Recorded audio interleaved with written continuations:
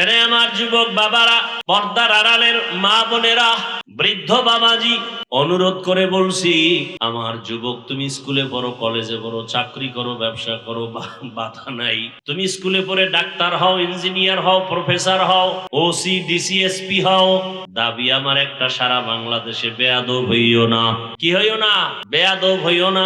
বলতে পারো হাফিজ ভাই, ডাক্তার হব, ইঞ্জিনিয়ার হব, বেয়াদব হব না, তার ব্যাখ্যা কি? 3 জায়গায় বেয়াদবি করা যাবে না, করলেই মরার আগে জীবন ধ্বংস। কয় জায়গা?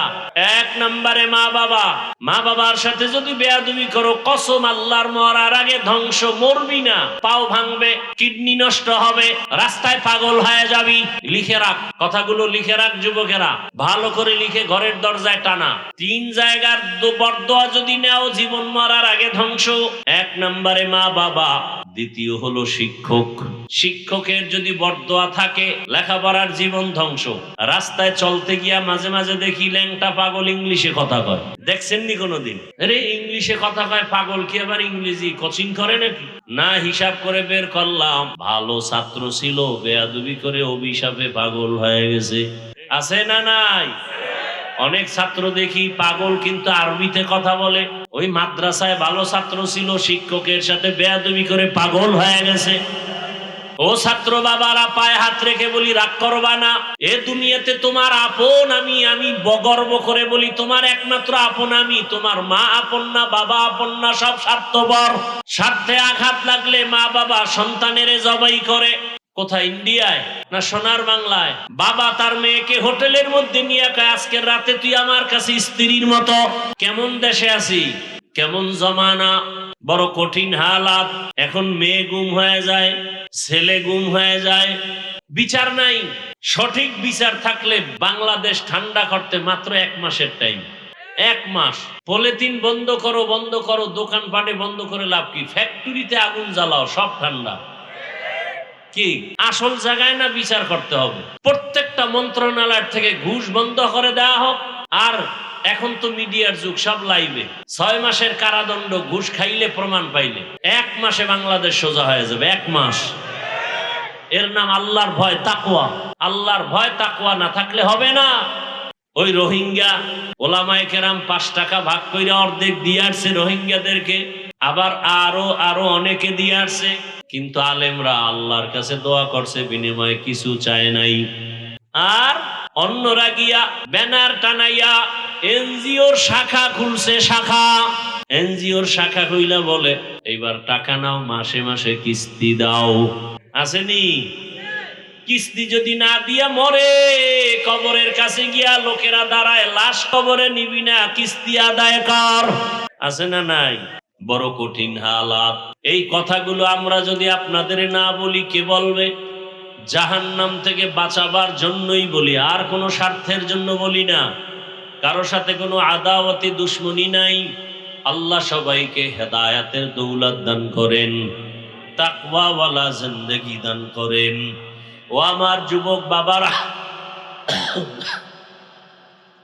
যুবক বাবারা, স্কুলে পড়ো, কলেজে পড়ো, চাকরি করো, তোমার মতো কত ছেলে 5 ওয়াক্ত নামাজি স্কুল কলেজে আছে না নাই?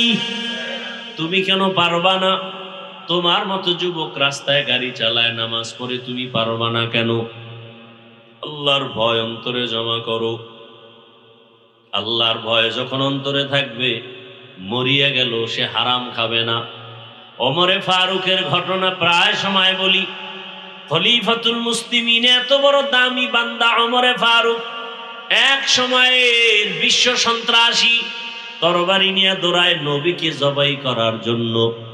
রাসূলকে জবাই করতে গিয়ে ওমরের মতো বান্দা কালেমা পড়ে মুসলমান হয়ে পাওয়ার বেড়ে গেল। এখন ওমর যেই পথে চলে, শয়তান ওই পথে চলে না। পাওয়ার। সেই ওমর ঈদের কয়েকদিন আগে বাজার করবে, কিন্তু টাকা নাই। স্ত্রীকে বলল কি করা যায়? স্ত্রী বলে, অর্থ মন্ত্রণালয় থেকে আগামী মাসের বেতনটা নিয়ে আসেন অগ্রিম। কাকে বলল? দেখছেন নি কারবার? এরা অজনে এই 1 মিনিটও হয় নাই, 1 মিনিট নয়। 5-10 সেকেন্ডের মধ্যে খবর নেই। এই ওয়াজ শুনবেন আর হেদায়াত। স্ত্রী বলল 1 মাসের অগ্রিম বেতন নিয়ে আসেন। কাকে বলল? এটা বলতে তাবিজ লাগে না? ওমরে ফারুক চিঠি লিখলেন অর্থ মন্ত্রণালয়ের জিম্মাদার ও আবু ওবায়দা ইবনুল জাররাহ। এবার চিঠি লিখলেন আমাকে 1 মাসের অগ্রিম বেতন দিয়া দাও। একেবারে সরকারি সিল মাইরা দিছে। চিঠিটা নিয়ে যখন ইবনুল জাররাহ তার কাছে চলে গেল, তিনি উল্টা দেখা কান্না কইরা আবার চিঠি আর একটা উল্টা লেখছে প্রশ্ন করিয়া, ওমরের কাছে যাও, আমার এই চিঠির উত্তর দিয়া দাও, 2টা প্রশ্ন আছে, জবাব দিলে টাকা দিবে, এর আগে না। দেখছেননি কারবার? রাজনীতি বুঝেননি? ওমর পুরা দেশ চালায়, আর অর্থমন্ত্রী কথার কথা, এর কাছে যদি টাকা চায় না দিয়ে উভয় আছে। হ্যাঁ, কিন্তু সে চিঠি লেখছে ওমরের টাকা দেওয়া হবে না, 2 প্রশ্নের জবাব দিতে হবে। রাজনীতি কি জিনিস ইসলামে শিখায় গেছে। ওই ইসলাম না থাকলে রাজনীতি থাকবে না, দুর্নীতি চলবে, দুর্নীতি। এবার চিঠি পাইয়া ওমরও কাঁদতেছে। চিঠির মধ্যে 2টা প্রশ্ন, আল্লাহর ভয় নিয়ে প্রশ্ন করা হলো। খলিফাতুল মুসলিমিন, আপনি যে 1 মাসের অগ্রিম বেতন চাইলেন, প্রথম প্রশ্নের জবাব দেন, আগামী 1 মাস পর্যন্ত আপনি বাঁচবেন কিনা? বাঁচার গ্যারান্টি আছে? নাই। দ্বিতীয় প্রশ্ন, আগামী 1 মাস যদি বাঁচিয়াও থাকেন, ক্ষমতার চেয়ারে থাকার গ্যারান্টি আসেনি? কি গ্যারান্টি আছে? কপাল পুরলে তো ফজরের আগে কইবে বিদায়, জোহরের আগে কইবে বিদায়, আসরের আগে বলবে বিদায়। বড় কঠিন হালাত। ওমরে ফারুক চোখের পানি ছেড়ে কাঁদলেন। আবু ওবায়দা ইবনুল জাররাহর জন্য দোয়া করলেন, হে মালিক, আমার আবু ওবায়দাকে তুমি কবুল করে নাও, আমাকে আবু ওবায়দা ইবনুল জাররাহ জাহান্নাম থেকে বাঁচাইলো। দেখছেননি? আর আমি যদি অর্ডার করি মাদ্রাসার আমার অধীনস্থ ভাইস প্রিন্সিপালকে, আমার টাকার আলমারি থেকে 5,000 টাকা দাও, না যদি কয় দেওয়া হবে না, আমি নোটিশ করব তাড়াতাড়ি, আমি আসার আগে তুমি বিদায়। কথা কয় না? এটা রাজনীতি না দুর্নীতি? রাজনীতি শিখায় ইসলাম, ইসলাম ছাড়া অন্যগুলো শিখায় দুর্নীতি আর পেটনীতি। আচ্ছা, এখানে অনেক শিক্ষিত লোক আছেন, বলেন তো আল্লাহর কোরআনে রাষ্ট্রনীতির কথা নাই? আল্লাহকে সাক্ষী রেখে বলেন, বলেন নাই? সুলাইমান নবী গোটা দুনিয়াটা চালান নাই? ইউসুফ নবী মিশরের অর্থমন্ত্রী ছিলেন না? কথা বলেন, এটি কোরআন শরীফে নাই? তো কেন বলেন কোরআনে রাজনীতি নেই? কেন বলেন, বলেন তো আমাকে। আপনি করেন না সেটা ভিন্ন কথা। যেমন এখানে অনেক আছে নামাজ ঠিক মতো পড়ে না, তার মানে কি নামাজের বিরোধিতা করে? নামাজ না পড়া জিনিস, নামাজের বিরোধিতা করা।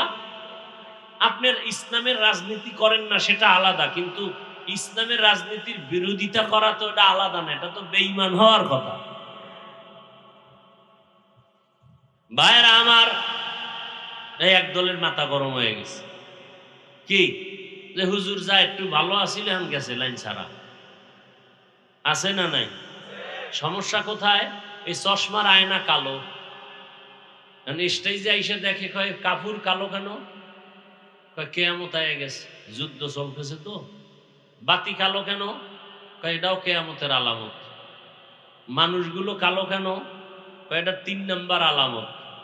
আর একজনে কানে ধরে কয় বেয়াদ্দব, সব ঠিক আছে, তোর চোখের চিকিৎসা কর।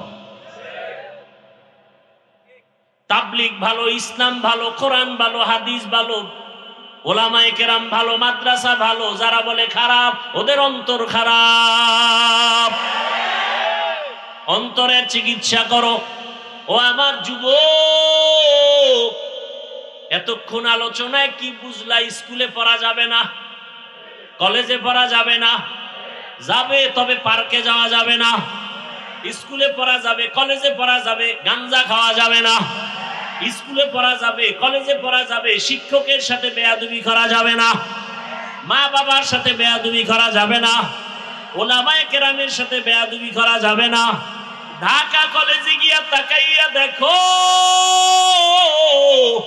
কত ছাত্ররা কলেজে ক্লাস করে, মাথায় পাগড়ি, মুখে বড় দাড়ি, বড় জামা নাই, বিড়ি খায়, মদ পান করে। তুমি কেন পারবা না? ও পর্দার আড়ালে মা বোনেরা, আপনার মতো মা কত দামি, এই দুনিয়াতে আর কেউ নাই। সব নবীদের মায়ের মতো আপনারা, আপনারা নবীদের মা, সাহাবায়ে কেরামদের মায়ের মতো মা, বড় পীর আব্দুল কাদের জিলানীর মায়ের মতো মা, খাজা মঈনুদ্দিন চিশতি আজমিরি রহমাতুল্লাহ আলাইহির মায়ের মতো মা। আপনার সন্তানটাকে বড় একজন আদর্শবান ডাক্তার বানায় দেন, কোরআন পড়াইয়া। জীবনে জানো শিক্ষকের সাথে বেয়াদবি না করে, আলেমের সাথে বেয়াদবি না করে, মা বাবার দোয়া নিয়ে চলে। যদি 3 জায়গার দোয়া নিয়ে চলতে পারে, ডাক্তার হলেও সে সর্বোচ্চ সম্মান পাবে পুরা দেশের মধ্যে, এলাকায় না, পুরা দেশে। ওসমান হাদির কথা ভুলে গেছো? যুবকেরা রাস্তা দিয়ে চলে, মানুষ এসে টাকা দেয় বান্ডিল, এ হাদি ভাই নাও, কেন? এমনি দিলাম। তোমারে দেয় কেউ? তোমার চান্দি গরম, সারা রাত মোবাইলে আকাম করবা, মোবাইলে এমবি নাই, পাগল হয়ে গেছো। শেষ পর্যন্ত বাবার মানি ব্যাগ ধরে ফেলছো, মায়ের টাকা চুরি করো। তুই মা বাবার অভিশপ্ত সন্তান, চোর। মা বাবারে জবাই করা যেই গুনাহ, চুরি করা এই একই কায়দার গুনাহ। জবাই করলে জাগাত চলে যাবে, চুরি কইরা বাবার বরকত আস্তে আস্তে নষ্ট হয়ে যাবে। এই ছেলেরা, বাবায় মারা গেলে ওই সম্পদ কার? কি তা তুই চুরি করো তো তোর টাকাই করো, তোর মাথায় তো নষ্ট কেন? গাঞ্জা খাও, কার অভিশাপ লাগাইছো? বাবার টাকা সম্পদ নষ্ট করো। আজকে বাবায় মারা গেলে তো সব তোমার, তো তুমি ক্ষতি করো কেন? নিজের সম্পদ নষ্ট করো কেন? এই চিন্তা করো। বাবা আজকে মরে গেলে সব সম্পদ তোমার, বাড়ি তোমার, মা তোমার, ব্যবসা তোমার। আর কিছু বাপ আছে, কি বলবো, লজ্জা শরম নাই তো। ওই উত্তরা জুমা পড়াই, গুলশানে পড়াই, এক বাবা মইরেই গেছে স্টক করে দুঃখে। এই কইতো, হুজুর ছেলে কথা শুনেন। আমি আকাম করছেন মনে হয়। হা হুজুর কি আকাম? আমি কি ছেলের নামে বাড়ি লেখছেন? কাহা 2টা লেখছে। আমি তো জুতার বাড়ি খাইবেন, এর আগে মরতে পারেন কিনা দেখেন। ঠিকই কোরবানির আগে মরছে। এখন ছেলে মায়ের ভাতও দেয় না ঠিক মতো। আচ্ছা বলেন তো, বাবা মারা গেলে সম্পদ ছেলে মেয়েরা পায় না? এটা কি জানেন না? কথা বলেন না কেন? আল্লাহর আইনও পাবে, সরকারের আইনও। তাহলে যেই বাবারা অতি চালাকি করে, আগে আগে লেখা দেয়, এরা আল্লাহর আইন, সরকারের আইনের অতিরিক্ত চালাকি করলো না? তো জুতার বাড়ি তো খাবে এমনি। সন্তানের হাতে মোবাইল তুলে দিছে, পুরস্কার দিছে মোবাইল মেয়ের হাতে। কয়দিন পরে দেখে মেয়ে হিজরত করে ফেলছে। বাপ নামের কলঙ্ক। আল্লাহ হেদায়েত দান করুন। মাইয়া বিয়ে দিয়ে জামাইরে উপটোকন দেয় মোবাইল, আসেনি? তার মানে তুমি মাইয়া থুইয়া যেন সাইট কালেকশন তাড়াতাড়ি করতে পারো। আমার কথা কি অবাস্তব? এই আকাম চলে না? এরপরে যৌতুক নেয় কি? যুবকরা যৌতুক কি চায়? হুন্ডা, যেটা তাড়াতাড়ি মরবে। কারণ বর্তমান বাংলাদেশে এই বাস, ট্রাক, বিমান, হেলিকপ্টার, হুন্ডা, কোনটায় মানুষ বেশি মরে? এই জাইনে শুনে এইটা নিতেছো, তার মানে তুই তাড়াতাড়ি মরবি। আর ভালো কামে তো যাও না, মরারই কথা। আর হুন্ডায় উঠলে তো শরীরে আগুন জ্বলে, আগুন। পেছনে যদি বিপরীত পার্স থাকে তো আরো আগুন। তো প্রতিদিন মায়ের থেকে বিদায়টা আগে নিয়ে রাখবি, মা আকামে যাইতো আর ফেরত আসতে নাও পারি, তো দাবি টাবি রাখবা না, আকাম করতে যাই পার্কে, ভালো কামে তো যায় না। কি সত্য কথাটা বলেন? ওই মোটর সাইকেল বাইক হলো ইনডাইরেক্ট মরণাস্ত্র, আর মোবাইল ডাইরেক্ট মরণাস্ত্র, আর মোবাইল হলো ইনডাইরেক্ট মরণাস্ত্র। অথচ মোবাইল ছাড়া কিছুই বুঝে না, চোখের পাওয়ার কিছুদিন পরে দেখে চোখে কিছু দেখে না, হার্ট ব্যথা, হ্যাঁ, কিডনি ড্যামেজ হয়ে গেছে, ঘাড় ব্যথা, সারা রাত আমরা মোনাজাত দড়ি বইয়া আর এই কপাল পরারা মোনাজাত ধরে হইয়া সারা রাত আকাম করে মোবাইলে, চোখের গুনাহ, এই মিথ্যা বলতেছি, হাতের গুনাহ, জবানের গুনাহ, অন্তরের গুনাহ। মায়ও ওদিকে এক রুমে মোবাইল চালায়, স্বামী আর এক রুমে, ছেলে এক রুমে, মেয়ে আর এক রুমে, মানে পুরো বাড়িটা জেনা চলতেছে মোবাইলে, জেনা। রাগ করতেছেন? আমি যা বলতেছি এগুলো কি বাস্তবে আছে? তাহলে এই সন্তানের থেকে কি আশা করবেন আপনি? গাছ ভালো হলে না ফল ভালো হবে? এজন্য বলি পর্দার আড়ালের মা বোনেরা, আপনাদের জীবন বড় ধন্য, এখনো সময় আছে। একটা আদর্শ সন্তানের মা হয়ে কবরে যান, সন্তানের হাতে মোবাইল দিয়েন না, কোরআন দেন। কোরআন স্কুলে পড়ে কোরআন পড়াবেন, ডাক্তার হবে কোরআন পড়াবেন। একদিন ডাক্তার হয়ে রুগী দেখবে, আজান হলে নামাজে যাবে, কোরআন পড়ে দোয়া করবে, আর মানুষের কাছে বলবে আমার মা বাবা এত ভালো ছিল। মা বাবারে কোনোদিন দেখি না নামাজ বাদ দিতে, আমার আব্বু আম্মু কত ভালো ছিল, কখনো মা বাবা ঝগড়া করে নাই। কি সন্তান প্রশংসা করবে না? আবার যেই মা বাবা অন্যায় করে, সন্তান এক সময় ধিক্কার দিবে, মা বাবা বড় খারাপ ছিল, সারাদিন মোবাইল নিয়ে থাকতো, বেগানার পেছনে থাকতো, ঝগড়া করত, মা বাবারে গালি দিত, বাবায় মাকে গালি দিত। এই অভিশপ্ত মা বাবার কারণে আমি সন্তান খারাপ হয়ে গেছি। নবীজি বলেন, ইত্তাকিল মাহারিম তাকুন আবাদান নাস। আল্লাহর নিষিদ্ধ জিনিস, অপছন্দনীয় জিনিস থেকে নিজেকে ফিরায় রাখো, বাঁচায় রাখো, তো আল্লাহ পাক মানুষের মাঝে তোমার মর্যাদাকে বৃদ্ধি করে দিবেন। আয়াত হাদিসের তর্জমা শেষ। আল্লাহ আয়াতের মধ্যে মুমিনদেরকে দুটো কর্মসূচি দিয়েছেন, যেই কর্মসূচি দুটো পালন করলে সে বিনা হিসাবে জান্নাত পেয়ে যাবে। প্রথম কর্মসূচি আল্লাহকে ভয় করা, দ্বিতীয় কর্মসূচি মুসলমান হইয়া মরণ বরণ করা। আল্লাহর ভয়ের নাম তাকওয়া, আল্লাহকে ভয় করার নাম খাশিয়া, আল্লাহকে ভয় করার নাম খৌফ। ভয়ের বাস্তবতা কি? আমি যদি আপনাদেরকে জিজ্ঞাসা করি আপনারা আল্লাহকে ভয় করেন কারা কারা, এ কথা যদি আমি বলি, আপনারা সকলেই হাত উঁচু করে বলবেন আমরা সবাই আল্লাহকে ভয়। অথচ আপনারা আজকে অনেকে এমনও আল্লাহর বান্দা এখানে আছে ফজর পড়ে নেই, জোহর আসর মাগরিব এশা পড়ে নাই, কেউ সুদের টাকায় ব্যবসা করে, কেউ নাই যার হারাম টাকা ছাড়া সকাল হয় না, ঘুম হয় না। অথচ পৃথিবীতে নিকৃষ্ট মানুষ ওই ব্যক্তি যে সুদের সাথে জড়িত। কেমন নিকৃষ্ট? তার গর্ভধারিণী মায়ের সাথে 24 ঘন্টা জেনা করে। তাহলে আপন মায়ের সাথে জেনা করা কত মারাত্মক। এমত অবস্থায় সে যদি নামাজ পড়ে কবুল হবে না, রোজা রাখে কবুল হবে না, হজ করে কবুল হবে না, তেলাওয়াত করে কবুল হবে না, দান করলে সওয়াব হবে না, মাদ্রাসা বানাইলে সওয়াব নেই, মসজিদ বানাইলে সওয়াব নেই, তওবা না করে মরে গেলে চিরস্থায়ী জাহান্নাম। কতটা পাপিষ্ট আমাদের সমাজে। এরকম মানুষও যদি বলেন ভাই আপনি কি আল্লাহকে ভয় করেন, বলবে হ্যাঁ হুজুরদের থেকে বেশি ভয় করি। আসলে ভয় কি জিনিস আমরা বুঝি না। বয়ান আপনারা কিন্তু সবাই জানেন, বুঝের অভাবেই সব এলোমেলো। মিথ্যা বলা কি জানেন, অথচ মিথ্যা বলতেছেন কেন? বুঝের মাঝখানে ঝামেলা। আমার বুঝ আর আপনার বুঝে অনেক ব্যবধান। এখানে আমরা যারা বসে আছি, দাঁড়ানো আছি, সবাই মুসলমান কিনা? কি একটু চিন্তা করেন, সন্দেহ থাকলে একটু ভাবিয়া বলেন। মুসলমান কিনা চিন্তা করা থাকলে 1 মিনিট চিন্তা করে বলেন যে হ্যাঁ, আমার একটু সন্দেহ আছে, আমি মুসলমান কিনা। সন্দেহ যাদের নাই তারা বলেন আপনারা মুসলমান। হ্যাঁ, যাদের সন্দেহ আছে তারা চুপ থাকেন। আচ্ছা, আমিও মুসলমান, আপনারাও? আপনাদের আল্লাহ আর আমার আল্লাহ দুইজন? খুব ভেবেচিন্তে বলেন, তাল মিলেন।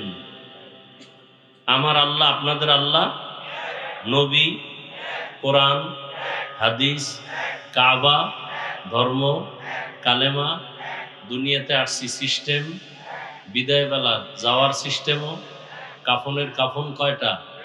3টা, মহিলাদের 5টা, কালার আলাদা হবে।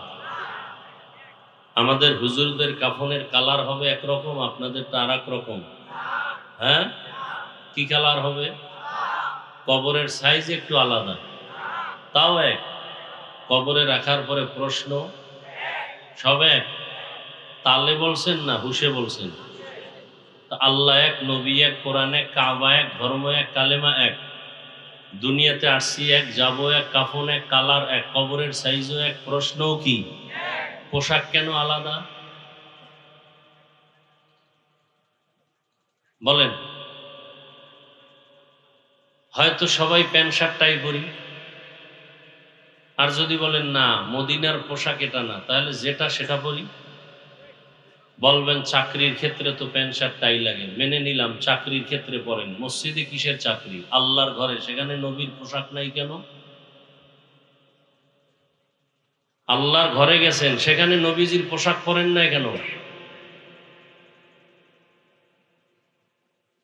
দেখেন, আজকে আপনার আমার আল্লাহ এক, নবী এক, কোরআন হাদিস সব এক, কাবা এক, ধর্ম এক, কালেমা এক, অথচ আপনাদেরকে আলাদা বয়ান দিতে হইতেছে। বয়ান করা দরকার হিন্দু, বৌদ্ধ, খ্রিস্টানদেরকে, যারা আল্লাহ চিনে না, কোরআন বুঝে না, হাদিস বুঝে না। অথচ আপনাদেরকে আলাদা টুপির বয়ান দিতে হইতেছে, আলাদা দাড়ির বয়ান, নামাজের বয়ান, পর্দার বয়ান। কারণ কি? অথচ জিজ্ঞাসা করলে আপনারা সবাই বলবেন নামাজ পড়তে হবে, 5 ওয়াক্ত নামাজ, পর্দা করতে হবে ফরজ, সবই আপনারা বলতেছেন। অথচ মানার ক্ষেত্রে এত অনীহা কেন, দুর্বলতা কেন? আমি টুপি খুলতে চাই না, লজ্জা। আর আপনি ভিআইপি মুসলমান, টুপি দিতে চান না, লজ্জা। তাহলে আপনি ভিআইপি মুসলমান, আমরা দুর্বল মুমিন। আমরা দাড়ি কাটলে লজ্জা পাই, আর আপনারা রাখতে লজ্জা পান। কেমন ভিআইপি মুসলমান আপনারা? আমি পর্দা না করলে লজ্জা, আর আপনারা পর্দা করতে গেলে লজ্জা। আমি মসজিদে না ঢুকলে লজ্জা পাই, আর আপনারা মসজিদে ঢুকতে লজ্জা পান। কারণটা কি? অথচ বয়ান তো ডেলি চলছে। এক এক স্টেজে 5-7 জন বয়ান করেনেওয়ালা বক্তা বয়ান করে, পীর সাহেবরা বয়ান করে, তাবলিগওয়ালারা করতেছে, জুমার দিন চলতেছে। আমল নাই কেন? এরপরে আল্লাহ মহামারী করোনা দিয়েও দেখলেন, তারপরও আপনাদের ঘাড় সোজা হয় নাই। কারণটা কি? এই ডেঙ্গু গেল, এই একের পর এক বিপদ, এরপরও যে আমল শূন্য। কারণ কি? আসলে আল্লাহর কথা, কোরআন হাদিস, হুজুর টুজুর, এটি সব মিথ্যা। হ্যাঁ, কি কোরআন মিথ্যা? সত্য? কত পার্সেন্ট সত্য? সন্দেহ? কোরআনের মধ্যে মনে হয় নামাজের বয়ান নাই, সুন্নতের বয়ান নাই, পর্দার বয়ান নাই। সবই আপনারা বলতেছেন, তো মানেন না কেন? কারণটা কি? অনেকে বলবে মানতে গেলে তো স্বাধীনতা থাকে না। তো আমগো হুজুরগো স্বাধীনতা নষ্ট করছে কে? বরং আমাদের মতো স্বাধীন এবং সম্মানিত বাংলাদেশ কেন, সারা দুনিয়াতে কেউ নেই। কি আপনাকে সম্মান দিছে নেতায়, আপনাকে সম্মান দিছে দলে, দল নাই, নেতা নাই, সম্মানও নাই, এখন জুতার বাড়ি। আর আমগো সম্মান মদিনার সুন্নতের কারণে, টুপির কারণে, দাড়ির কারণে, কোরআনের কারণে। এই জন্য আমগো সম্মান আগেও ছিল। কি আগেও এমপি সাহেব দেখলে কইতো হাফিজ ভাই দোয়া চাই। এখন মন্ত্রী লোক পাঠাইছে, হুজুর একটা ডেট লাগবে, আর আমার মন্ত্রণালয় আসবেন, দাওয়াত রইল। তা আমগো সম্মান নিল কে? কই না খাইয়ে তো মরি নাই, বরং আপনাদের চেয়ে বেশি খাই এবং পিওর খাই। এমপি দেখলে সালাম দেয়, মন্ত্রী দেখলে সালাম দেয়। আপনাকে বর্তমান দেশের প্রধানমন্ত্রী দেখছেন না আলেমরে কেমনে সম্মান করে। আর আপনাদের এই সমাজে টুকটাক দুই একটা বেয়াদব আছে, স্টেজে হুজুরের সাথে বেয়াদবি করে, আছে না নাই? মসজিদের ইমামের সাথে বেয়াদবি করে। এর কারণ কি জানেন? শিয়ালের হাতে মুরগি দিলে যা হয়, সুদখোরের হাতে মাদ্রাসা মসজিদের চাবি দিলে তাই হয়। আল্লাহ হেদায়াত দান করুন, আল্লাহ হেদায়াত দান করুন। এই বাংলাদেশে 50 বছর যদি কেউ ক্ষমতায় থাকে, কেউ তার প্রতিবাদ করবে না, তবে আলেমদেরকে মাথায় টাচ বানায় যদি রাখতে পারে আর আলেমদের সাথে সামান্যতম বেয়াদবি করবে, ও ঘুমের মধ্যে দেখবার জিন্দেগি বরবাদ। আল্লাহ হেদায়াতের দৌলত দান করেন। এইটা অনেকে বুঝিয়াও বেয়াদবি করে, আছে না নাই? এটা দোষ আমাদের, কারো চেয়ারম্যানেরও দোষ না, এমপিরও দোষ না। দোষ কার? আপনাদের। ভোটের আগের রাত্রে পায়খানা খাইছেন না? তাহাজ্জুদের টাইমে বরকতি সময় টাকা খান নাই? ভোটের আগে বাথরুমে গিয়া 10 গ্রাম পায়খানা খাইতেন, কামে লাগবে। হাসেন না? খুব খুশির কথা। যারা টাকা খাইছে এরাও জালেম, যারা খাওয়াইছে ওরাও জালেম। এরা দেশের দুশ্মন, এরা মানবতার দুশ্মন, এরা স্বাধীনতার দুশ্মন, এরা চোর, এরা ডাকাত। হাজী সাহেবের ইমান শেষ ভোটের আগের রাত্রে। পীর সাহেবের মুরিদের জিকিরের অ্যাকশনও, তাবলিগালার চিল্লার অ্যাকশন শেষ। বয়ানে কাম হইব কেমনে? এই যে এতক্ষণ ঘুরাইয়ে কইতে আছি, বয়ানে কাম হয় না। কারণ কি? ওই যে আগের রাত্রে পায়খানা খাইছেন। কি না এখানে কেউ খায় নাই? আসতে কোন কেন হাসতেছেন আপনারা? না আকাম করছেন আবার হাসতেছেন। ওই টাকা খাইয়া যদি আপনার শরীরে একটা রক্ত হয় 1 ফোঁটা, হারাম। ওই টাকা দিয়া বাজার কইরা যদি সন্তান রে খাওয়ান, সন্তান নিষ্পাপ, আপনি বাবা, কলঙ্কের বাবা, সন্তানকে রক্ত নাপাক করেছেন, আপনি বাপ নামের কলঙ্ক। কই আমগো লাইনের হুজুর বাদ দেন তো, সব হুজুর বাদ। আপনাদের লাইনে জেনারেল পড়ুয়া ব্যবসা করে, চাকরি করে, 1 টাকাও হারাম খায় না, এরম নাই কেউ? চেয়ারম্যান, মেম্বার, এমপি 1 টাকাও হারাম পথে ইচ্ছা করে নেয় না, নাই? RAB, army, police, OC, DC, SP হারাম খায় না, নাই? হুজুর বাদ দেন, সব হুজুর বাদ দেন। আপনাদের লাইনের দিয়ে আমি বুঝাচ্ছি। তাহলে আপনার লাইনের মানুষটা জেনারেল লাইনে থেকে ব্যবসা করে, হারাম খায় না, আপনি পারেন না কেন বলেন? কিয়ামতের দিন তো জুতার বাড়ি আপনাদের লাইনের লোকের দ্বারা খাবেন, আমাদের হুজুর টুজুর লাগবে না। যে তোমার লাইনের লোকটা ব্যবসা করে নামাজ পড়ছে, তুমি পড়ো নাই কেন? তোমার লাইনের ব্যক্তি চাকরি করে নামাজ পড়লো, তুমি পারলা না কেন? অথচ নবী কি বলেন? বাইনাল আবদি ওয়া বাইনাল কুফরি তারকুস সালাহ। বেঈমান আর মুমিনের ভেতরে ব্যবধান হলো নামাজ। বেঈমান নামাজ পড়ে না, মুমিন কখনো নামাজ ছাড়ে না। বেঈমানের পরিচয় কি? নামাজ। আর মুমিনের পরিচয় কি? নামাজ নাই। জুমার দিন মসজিদে জায়গা নাই, 2 তলা বাড়াও, 3 তলা করো, ফ্লোর বাড়াও। এরা ফজরে কইছিল, এরা সব ইন্ডিয়ায় বেড়াইতে গেছিল না? আবার আসরে নাই। কি এই কাহিনী এই মসজিদে নাই? জুমায় এত মুসল্লি, এরা ফজরে কই, আবার আসরে কই? এই নামাজ এটা একটা তামাশা, একটা নাটক। নামাজ নামে ধর্ম নিয়ে একটা নাটক করা। আবার দেখেন নামাজ পড়তে আইসাও কি মোশান। সালাম ফিরানের পরে মনে হয় মসজিদে একটা তুফান শুরু হয়ে গেছে, কে কার আগে বের হবে। অথচ সালামের পরে 4 রাকাত নামাজ পড়তেই হবে, না হয় কবিরা গুনাহ, কবিরা গুনাহ, কবিরা গুনাহ। এমন সান কফাইল্লা কেন যে আসলেন নামাজ পড়তে, আবার কবিরা গুনাহ নিয়ে বাড়ি যাইতেছেন 4 রাকাত না পড়ে? কেমন সান কপাল চিন্তা করেন। আসলে আমি মাঝে মাঝে বলি, 5 ওয়াক্ত নামাজ যে পড়ে না তার অভিশাপ। এজন্য জুমায় গিয়েও ফুল নামাজ পড়ে না, সালাম ফিরাইলে দৌড়। 4 রাকাত না পড়ে কবিরা গুনাহ মাথায় নিয়ে বাসায় গেল। আমরা আপনাদেরকে এই কথাগুলো বলি দুশ্মনী এই জন্য, একমাত্র জাহান্নাম থেকে বাঁচাতে চাই। আমিও জান্নাতে যেতে চাই, আপনাদেরকেও জান্নাতে নেওয়ার পরামর্শ দিতে চাই, আর কিচ্ছু না। তবে আমার পরামর্শটা অন্যান্য আলোচকদের থেকে একটু আলাদা। আমি এখানে আপনাদেরকে যে বয়ান করব, একবারও আমি বলবো না আপনারা সব আমার মতো হুজুর হয়ে যান, স্কুল বাদ দিয়া মাদ্রাসায় যান, একবারও বলবো না, ভয় নাই। বরং আমি পরামর্শ দেব, স্কুলে পড়েন, কলেজে পড়েন, চাকরি করেন, ব্যবসা করেন, ডাক্তার হন, ইঞ্জিনিয়ার হন, ওখানে থেকে জান্নাতের পথ রেডি করেন।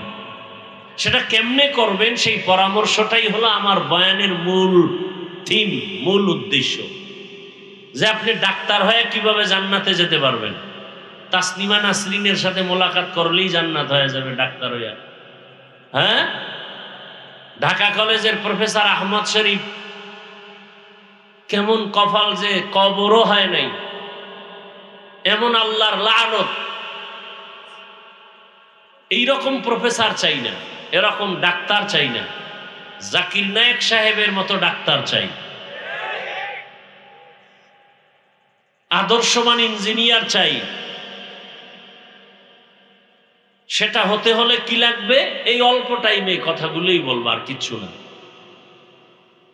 আমার দেশে আলেম ওলামা, পীর মাশায়েখ, মুফতি মুহাদ্দিস অভাব নাই। আমার দেশে আদর্শবান ডাক্তারের অভাব, ইঞ্জিনিয়ারের অভাব, প্রফেসরের অভাব, ওসি ডিসি এসপির। আর যদি আমার প্রত্যেকটা জেলা থানার ওসি ডিসি এসপি সব 5 ওয়াক্ত নামাজি হতো, তাহলে বাংলাদেশের ঘরে ঘরে মাঠে ময়দানে দিনের বয়ান চলতো, কোনো অনুমতি লাগতো না। কি গান বাজাইলে মাইকের আওয়াজ এত জোরে দেওয়া হয়, ডেক সেট চলে না, যেন জমিন কাঁপতেছে। ওয়াজের মাইকের আওয়াজ একটু কমায় দাও, সাউন্ড কমাও। এখানে ফতোয়া কেন? হ্যাঁ, ওয়াজ মাহফিল চললে ছেলেদের পরীক্ষার ক্ষতি হবে, ক্রিকেট খেলা চললে ক্ষতি হয় না কেন? অথচ সোনার ছেলেরা তো খেলা চায়, ওয়াজে যায় না। কথা বলেন না কেন? সত্য কথাটা স্বীকার করেন, মানেন আর না মানেন। আল্লাহ সবাইকে সহি বুঝ দান করেন। তাহলে এত বয়ানের পরেও কেন আমাদের আমল শূন্য? একটা মেডিসিনের অভাব। কয়টা মেডিসিন? ওই মেডিসিনের নাম তাকওয়া, আল্লাহর ভয়। এখন সবাই বলবে আল্লাহকে ভয় করি, কিন্তু আসলে বাস্তব ভয় কি জিনিস এটা একটু বুঝেন। দেখবেন যেই সন্তান মা বাবাকে ভয় করে, এটা প্রমাণ কি? বলে মা বাবার সামনে সন্তান অন্যায় করে না। কেন? বলে শাস্তির ভয়। কথা ঠিক? আবার দেখবেন যেই ছাত্র শিক্ষকের ভয় করে, প্রমাণ শিক্ষকের সামনে অন্যায় করে না। কেন? শাস্তির ভয়। ঠিক তেমনি ভাবে যেই মানুষ আসলে আমার আল্লাহকে ভয় করবেন, ওই মানুষ গলায় ছুরি লাগলেও কখনো গুনার কাছে যাবে না। শাস্তির ভয়। কিসের ভয়? আপনার লাইনের কত মানুষ ব্যবসা করে নামাজ ছাড়ে না, চাকরি করে নামাজ ছাড়ে না। কত আপনার লাইনের র্যাব, আর্মি, পুলিশ, বিডিআর 5 ওয়াক্ত নামাজ পড়ে। ডাক্তার, প্রফেসর, ইঞ্জিনিয়ার ডাক্তারি করে, রোগী দেখে, আজান হলে নামাজে দাঁড়ায় যায়। একটু নিজের বিবেক দিয়া ভাবেন, আপনি কেন পারেন না? আপনি বোধহয় আরো 50 বছর বাঁচবেন, তারপরে আপনি আমল করবেন। রমাজানের সময় দেখেন নাই, ঈদের বাজার নিয়ে রওনা, কুমিল্লায় ট্রাকের সাথে ধাক্কা লেগে জায়গায় শেষ হয়ে গেল। ঈদের জামা কাপড় পরে আছে, কোথায় আনন্দ, সবার চোখে পানি, কান্নার আওয়াজ। বিদায় নেওয়ারও সময় হয় নাই, বাস পানির মধ্যে ডুইবা গেল। ছোট একটা বাচ্চা সাঁতার কেটে এসে উপর উঠে কান্না করে, আমার আম্মু পানির মধ্যে বাসে আটকানো, একটু বাঁচাও, আমি আম্মু না পাইলে কাকে নিয়ে বাঁচবো।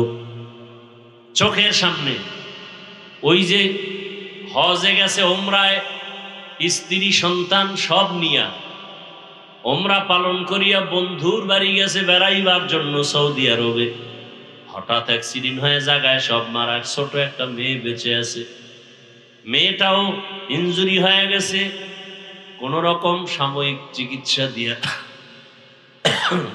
দেশে নিয়ে আসছে, আর বলছে তোমার আব্বু আম্মুর চিকিৎসা চলে, সৌদি আরবে সুস্থ হলে আসবে। কিন্তু প্রসেসিং চলতেছিল, লাশটা কেমনে আনবে, কিন্তু পারে নাই, অনেক টাকা লাগবে, প্রসেসিং সমস্যা। শেষ পর্যন্ত মেয়েটার হাতে খেলনা দিয়া রাখছে কতদিন, শেষবারে যখন বলা হলো তোমার আব্বু বেঁচে নাই, তোমার আম্মু বেঁচে নাই, আরবের মধ্যে দাফন হয়েছে, মিডিয়ায় দেখা গেল ওই বাচ্চাটা হাউমাউ করে কান্না করছে, আমি কাকে আব্বু বলে ডাকবো, আম্মু বলে ডাকবো, কে আমাকে মায়ের আদর দিবে, বাবার আদর দিবে।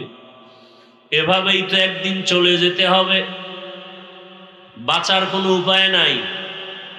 কিন্তু গরু মরে, কুকুর মরে, আমি মরব, আমি তো মানুষ, আমার মরণটা তো কুকুরের মতো হওয়া এটা উচিত না।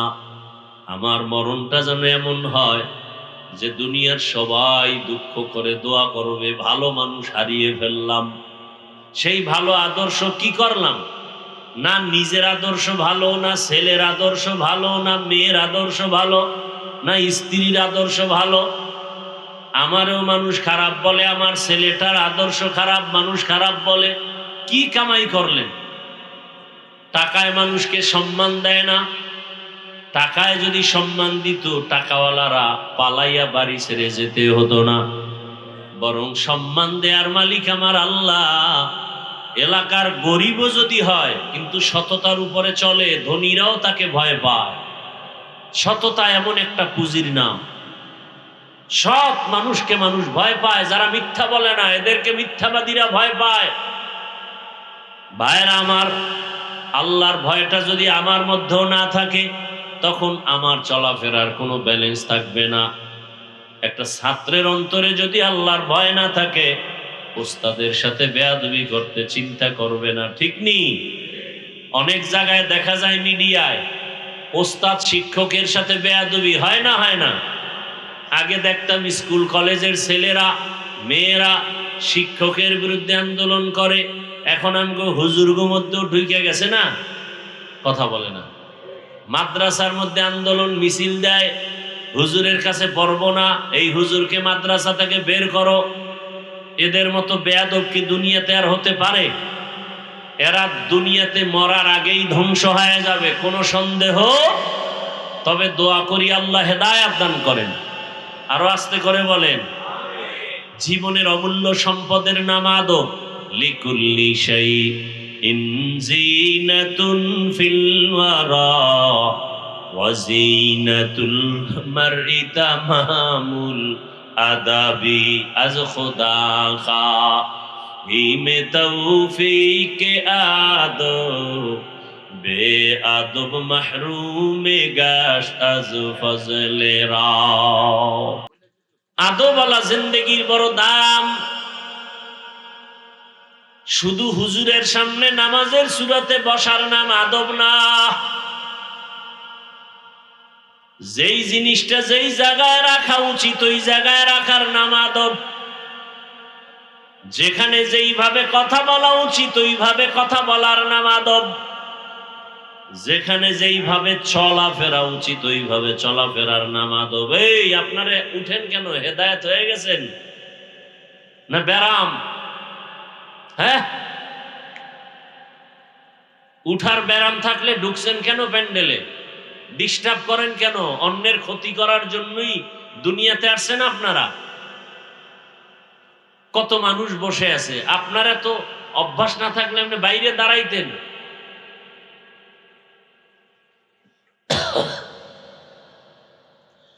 আল্লাহ তাআলা বলেন আমাকে ভয় করো। এই ভয়টা না থাকলে কোনো বয়ান অন্তরে আসবে না। এই ভয়টা অন্তরে আসার কারণে যদি আজকে কেউ গোপনে কানে কানে বলে হাফিজ ভাই আপনাকে 1 কোটি টাকা দিব, আপনি দাড়ি কেটে ফেলেন, কল্লা ফালায় দিতে রাজি, দাড়ি জীবনে কাটবো না। কেন? আল্লাহর ভয়। জানিদারির কারণে, টুপির কারণে আমাদের অনেকে খারাপ বলে। কি অনেকে বলে হুজুরেরা মাথা গরম, টুপির কারণে মাথা গরম, মাদ্রাসায় পড়লে চাকরি পাওয়া যায় না, কত বাজে কথা। মানে তার মার ছিঁড়ে গেলে যা হয়। এখন আমরা মাদ্রাসায় পড়লে লাভ কি? ওখানে পড়লে ডাক্তার হওয়া যায়, কয় না, তো পড়ে লাভ কি? আমরা যদি প্রশ্ন করি কলেজে আগুন জ্বালাও কেন, কয় ওখানে পড়লে তো মুফতি হওয়া যায় না, তো পড়ে লাভ কি? কি ফাওয়া আকামের দোকানদারি, শয়তানে যারা ধরে কাম থুইয়া আকাম করে।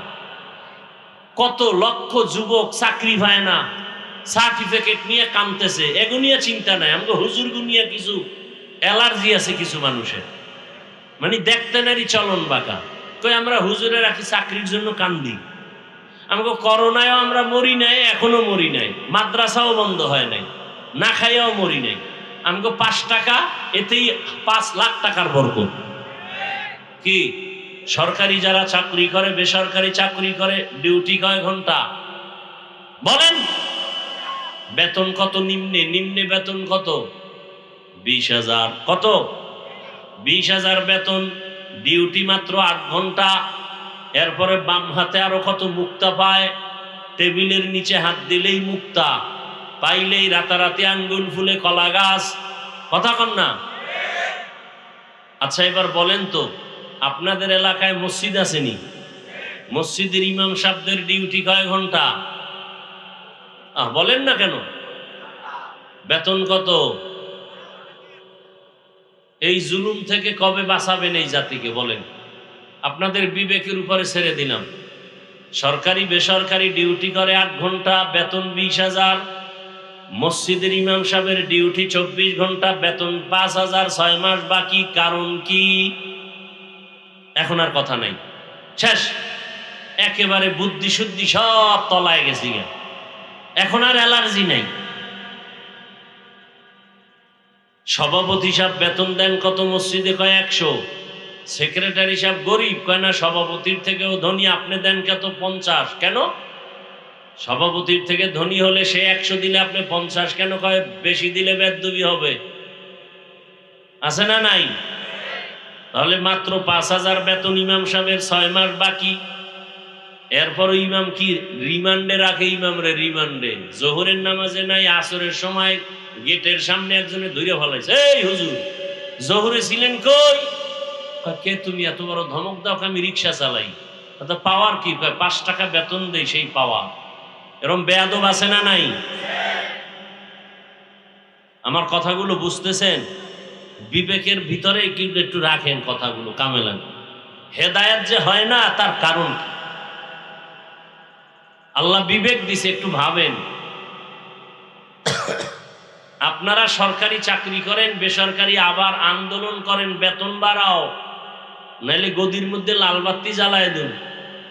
ইমাম সাহেবের 5,000, 24 ঘন্টা বেতন, ওই ডিউটি। কত বাজে কথা বলেন! ইমাম সাহেব আন্দোলন করছে কোনোদিন? জুমার দিন বলছে, এই আসরের আগে বেতন যদি 30,000 না করো, আসরের নামাজে সূরাগুলো উল্টা পড়া হবে, বলছে কোনো ইমাম সাহেব? এরপরও যারা আলেম ওলামারে দেখতে পারে না, এরা নিকৃষ্টতম বেয়াদব। এদের মতো বেয়াদব পৃথিবীতে আর কেউ হতে পারে না। আর আমাদের মধ্যে কিছু বেয়াদবি চলতেছে।